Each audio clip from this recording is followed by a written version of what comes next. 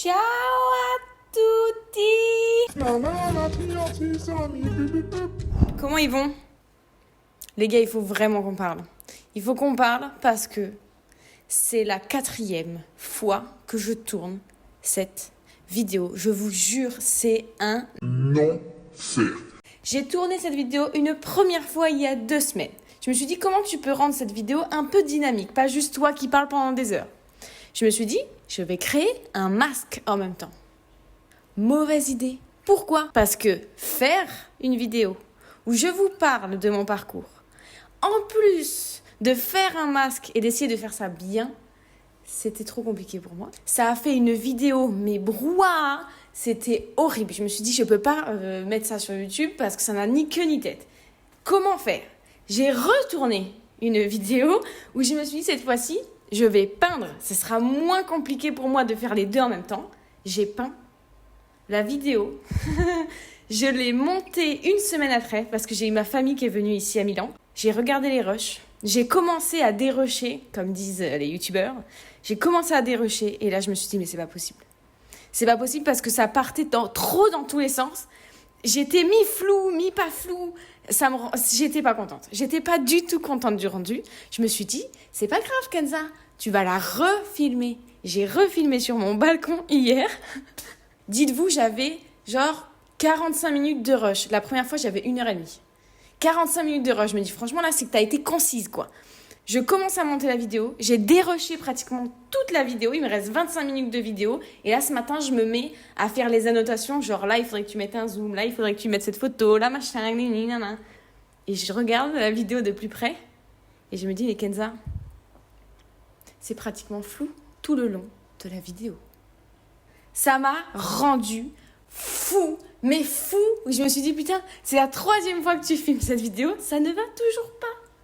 Peut-être qu'il faudrait que j'arrête de faire des vidéos YouTube. Dites-moi ce que vous en pensez. Là, je suis en train de me dire, Kenza, ton introduction est beaucoup trop longue. Eh oui, madame. Donc, on va faire concis, ok? Je sais pas trop comment faire pour que cette vidéo soit dynamique, pour que ça soit un peu hop. Chapitre 1, mes études. C'est simple, j'ai fait un bac pro commerce. Ensuite, j'ai fait 1 an de BTS à Bordeaux en communication. Ensuite, j'ai fait 6 mois dans une école sub de com, ça s'appelle toujours, je suppose. Sub de pub? Sub de com? Sub de pub. Je sais plus. J'ai un trou de mémoire. Je sais plus. Mais bref, j'ai fait 6 mois dans cette école. C'était pour avoir un master en communication digitale. J'ai fait 6 mois parce que après je commençais, et je vous mets les guillemets comme ça, je commençais à me professionnaliser dans le mannequinat. C'était chouette, c'était très chouette. On va pas faire tout un pamphlet là-dessus. J'ai pas gagné beaucoup d'argent avec ce métier, mais j'ai rencontré le PDG de Jennifer. Vous jaugez la réussite.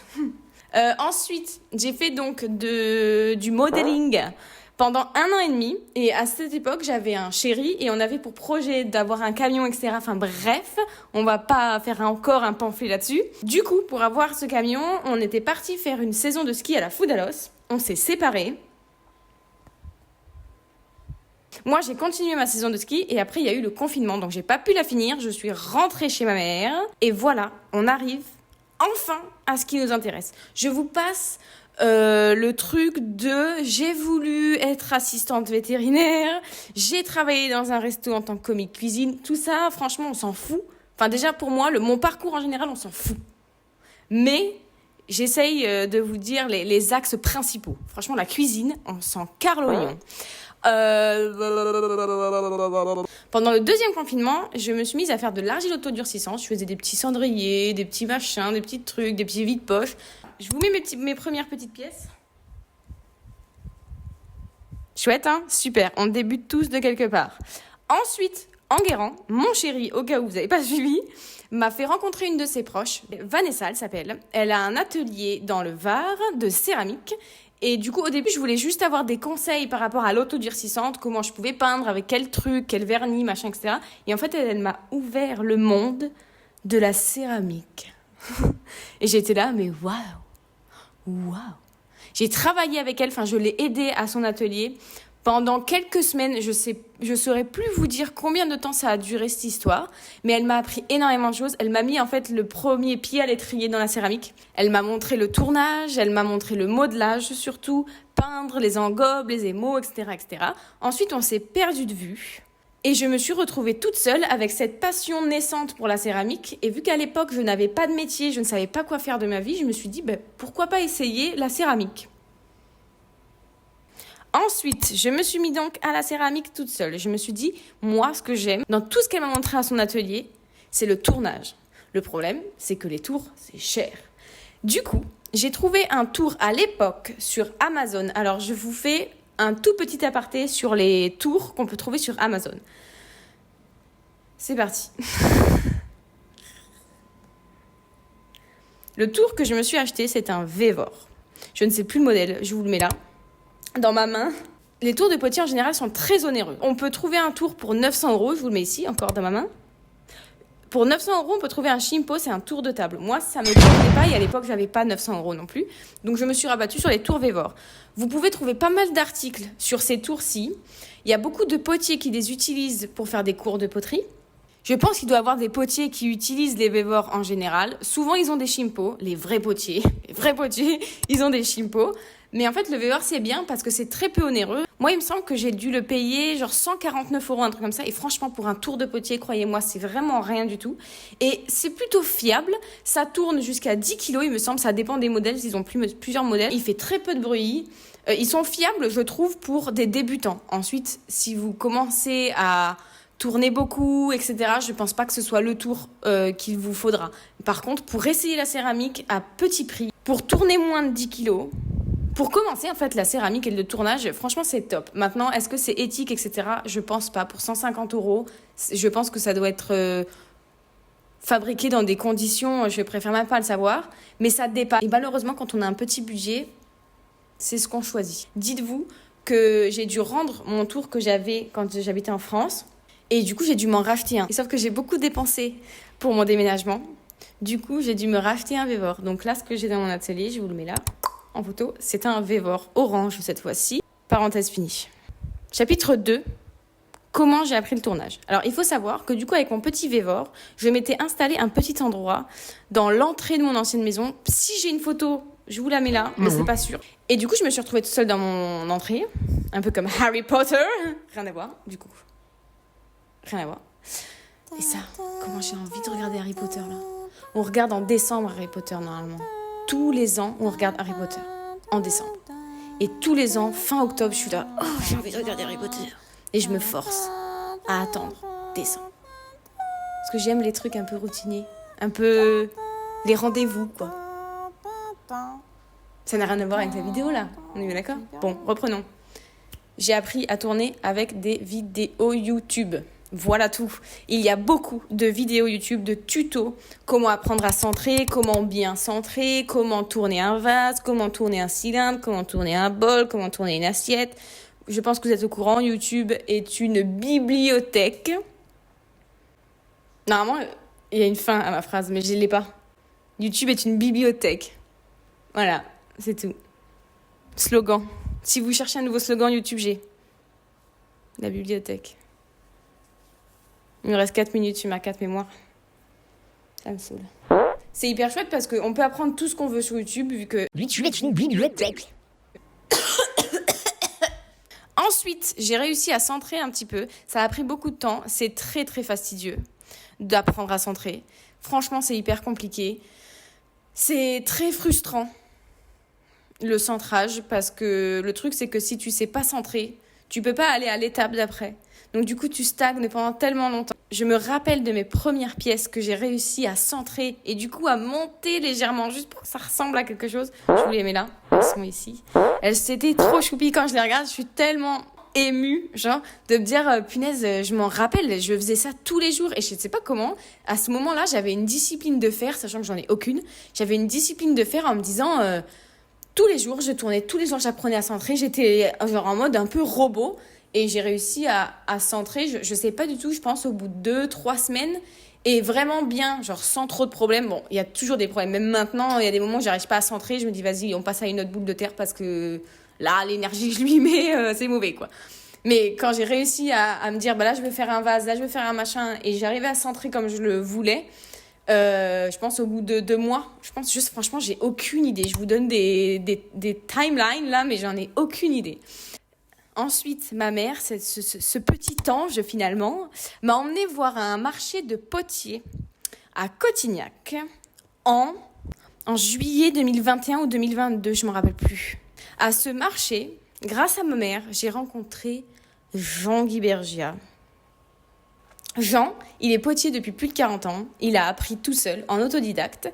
Et quand on s'est rencontrés, il m'a proposé directement de venir à son atelier, de venir apprendre avec lui, qui me montre comment on fait ci, comment on fait ça. Il m'a proposé directement de cuire mes pièces aussi, puisqu'à l'époque, j'avais pas du tout quelqu'un pour cuire mes pièces.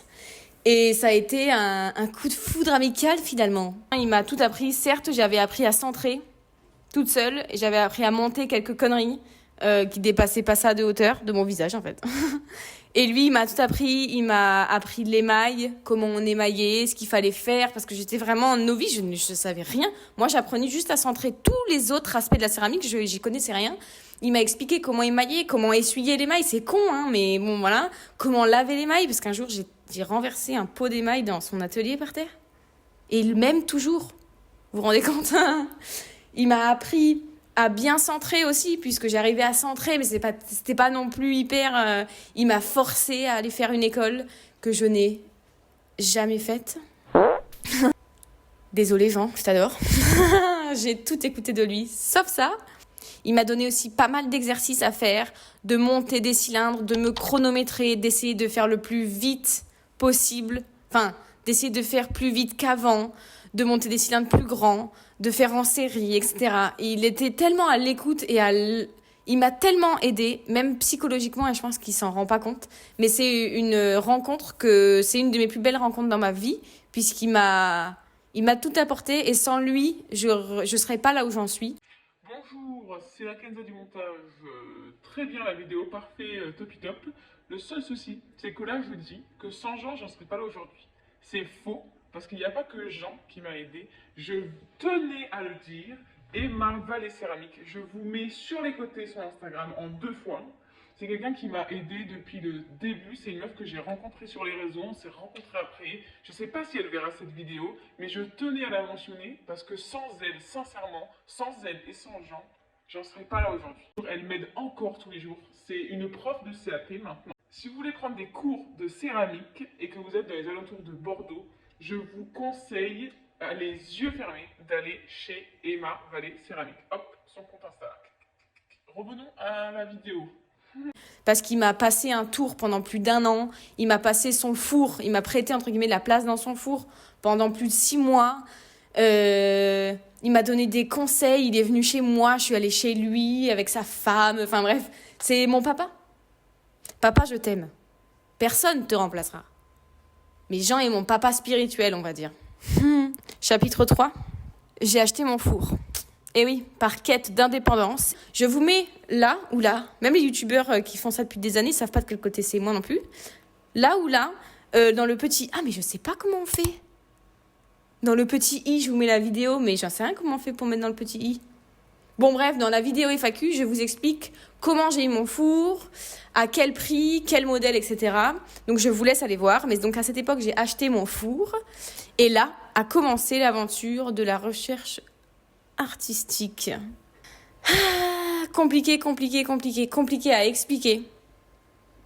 Compliqué à être concise en l'expliquant. Mais je suis passée par de nombreuses étapes. Je vous mets les premières pièces que j'ai faites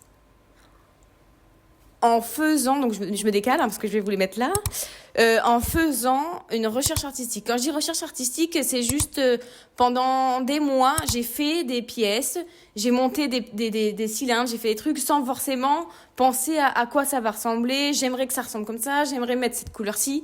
Là, c'est les premières pièces où je me suis dit j'aimerais qu'elle soit marron, j'aimerais qu'elle soit blanche. J'avais j'avais créé des pièces en forme de petits boudins. Bon, de toute façon, vous avez l'image là, donc pas besoin que je vous explique. Ça, c'est les premières pièces que j'ai faites en me disant je veux qu'elles ressemblent à quelque chose. Et ensuite, avec mon four, j'ai digué pas mal pour trouver quelque chose qui me correspondait. Donc à l'époque, je faisais beaucoup de formes géométriques inspirées des poteries amérindiennes. C'était la collection Go à l'époque. C'est Géo pour géométrique, mais à l'envers.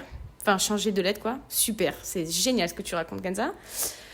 Et j'avais fait la collection Cloud aussi, qui était plus douce. J'essayais de penser à deux types de personnes. Les personnes qui ont un intérieur un peu plus brutal et les personnes qui ont un intérieur un peu plus doux pour Cloud et plus brutal pour Go.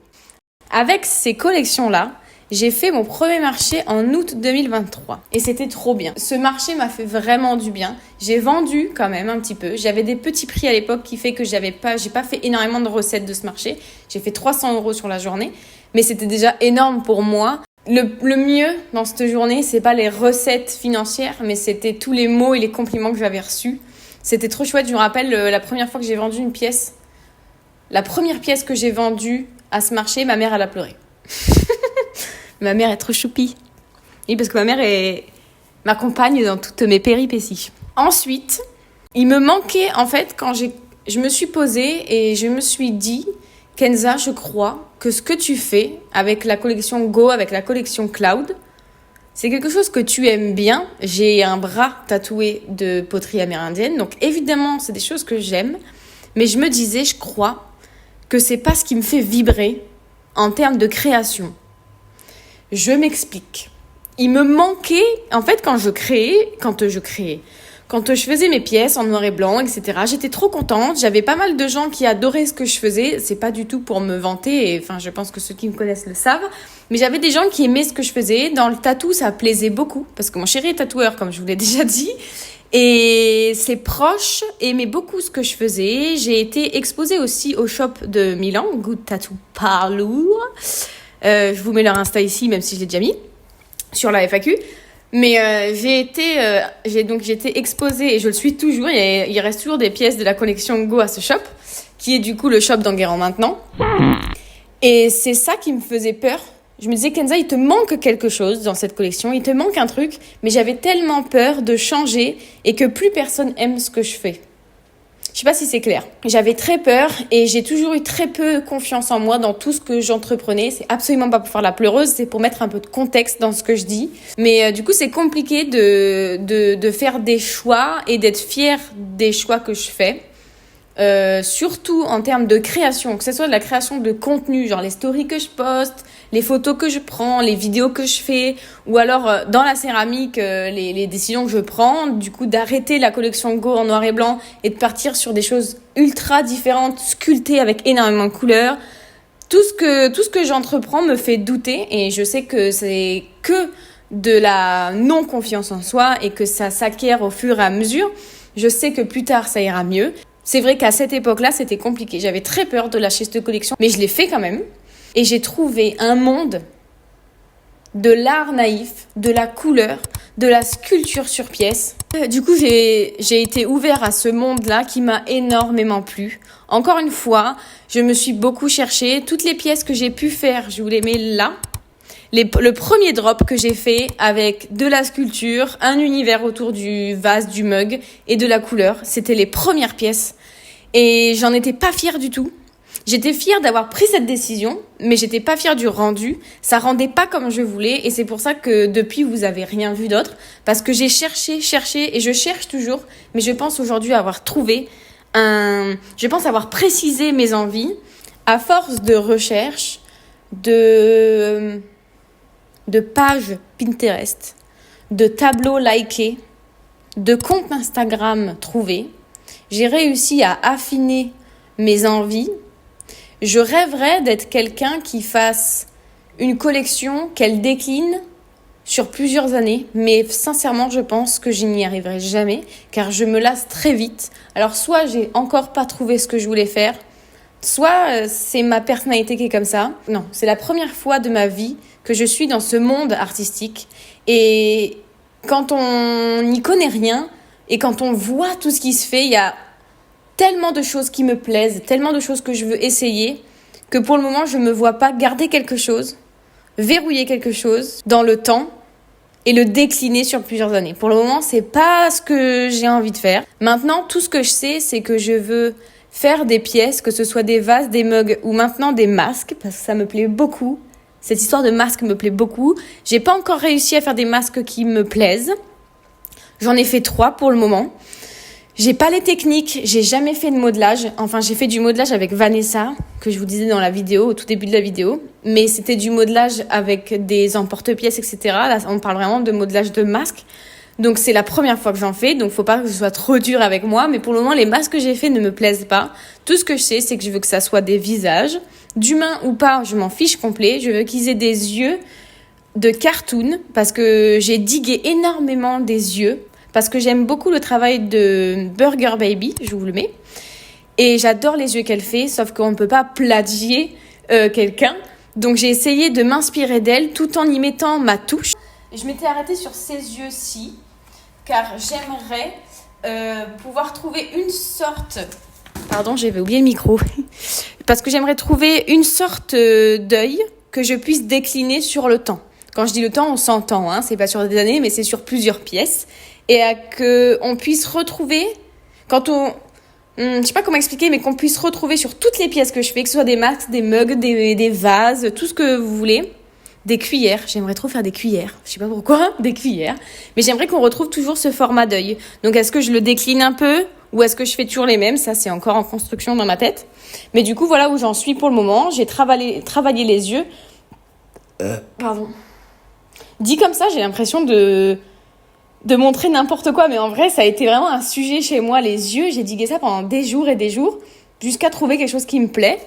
Et Pinterest, pour ça, c'est juste la pépite, parce que quand on n'y connaît rien au monde de l'artistique, j'ai jamais été attirée par l'art en général plus jeune. Je me suis jamais intéressée à tout ça. Donc maintenant, j'ai vraiment un océan de trucs. Et je me dis, mais waouh! Sauf que on peut très vite se noyer. Voilà. Ça, c'est le rendu de mes yeux dans un visage. Encore une fois, mon but, ce serait d'avoir le nez sculpté, la bouche sculptée en naïf. Je veux pas faire une bouche très réaliste. La bouche très sculptée, soit très très grande quand elle sourit, soit toute petite quand elle est triste. C'est sur mes idées. Mes idées se sont arrêtées là pour le moment. Grande bouche contente, petite bouche triste, le nez sculpté et les yeux peints.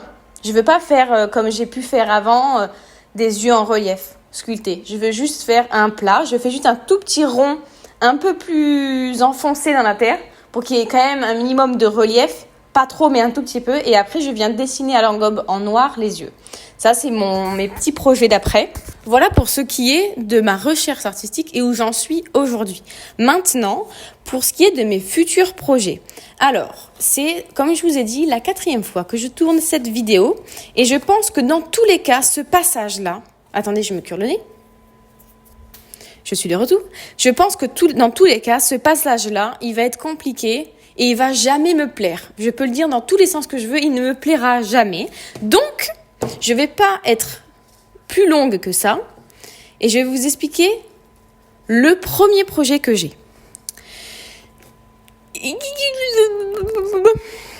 J'aimerais faire une collection de 6 vases exclusivement en hommage à mon frère. Donc, j'ai fait pas mal de recherches. J'ai un carnet exprès pour ça. Donc ça, ce sont mes recherches pour la collection en hommage à mon frère. Donc, comme je vous ai dit, vous pouvez retrouver ici la bouche grande et souriante.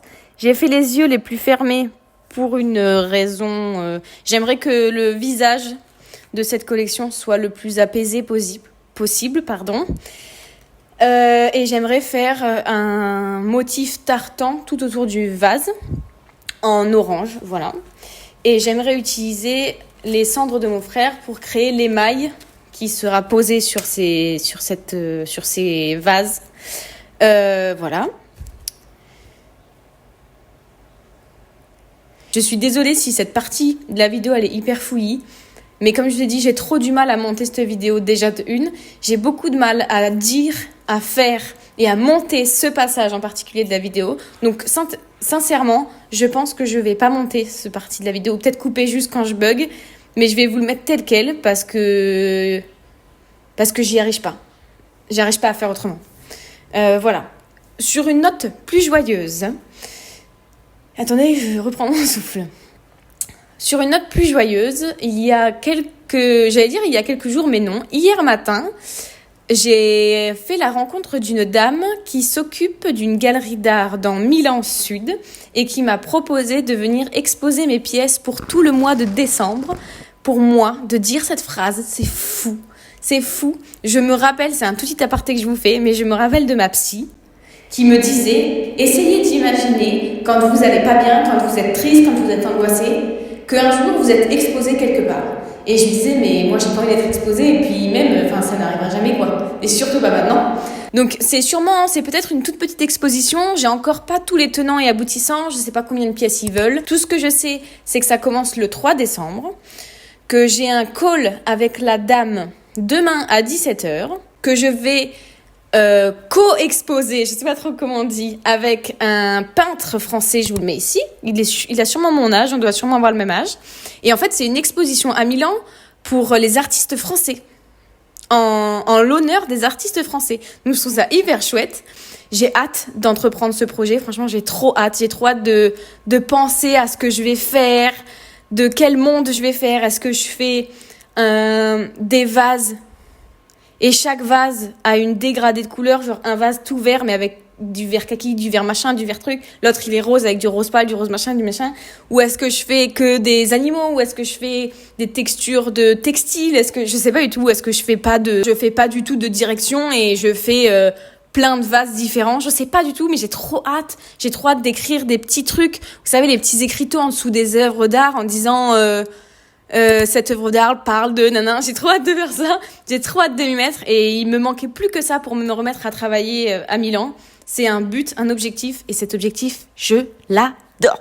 Et voilà pour ce qui est de mes futurs projets. Donc je vous tiens au courant sur Instagram. J'espère que cette vidéo vous a plu quand même si elle était un peu fouillie. J'espère que je vais réussir enfin à être fière de ce que j'ai filmé et à enfin vous le poster sur cette plateforme qui s'appelle YouTube, parce que franchement là c'est chiant, c'est vraiment la 4e fois que je parle de ça, genre ça fait 4 fois que je dis et oui, Jean le boss finalement, et l'expo, et mes vases, et machin, j'en peux plus.